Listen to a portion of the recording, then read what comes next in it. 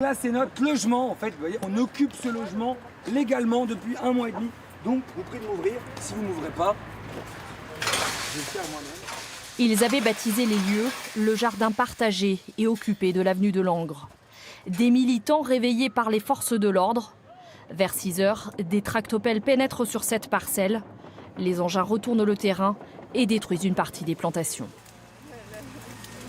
Ils ont rasé absolument tout le jardin collectif. Ils ont tout cassé. On a peut-être encore 10 pieds d'haricots et quelques salades, mais sinon tout ce qui était tomates, courges, melons, courgettes, tout a été ravagé. On avait aussi pris soin de maintenir des espaces de friche pour les abeilles et la biodiversité qui était en très grand nombre dans tous les ronciers.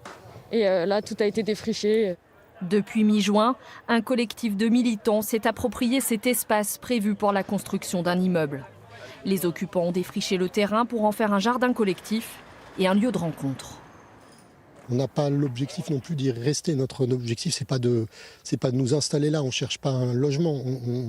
Ce qu'on veut, c'est que les gens du quartier s'emparent de ce projet, voient que ça peut être un lieu de sociabilité, d'échange, de partage.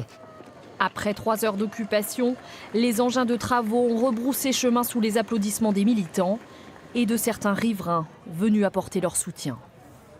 C'est dommage. On vit dans un monde malheureusement avec beaucoup trop de violence. Moi je rapporte ça à la violence parce qu'ils ne font pas de mal. Ils ne veulent pas de béton. Quelque part ils n'ont pas tort. Que ce soit Dijon, les autres villes, il y a beaucoup de béton partout. Qu'est-ce qu'ils ont fait? Ils ont pris le terrain, ils ont fait des petits jardins pour les habitants d'à côté. Propriétaire du terrain, la mairie maintient son projet qui n'a fait l'objet d'aucun recours.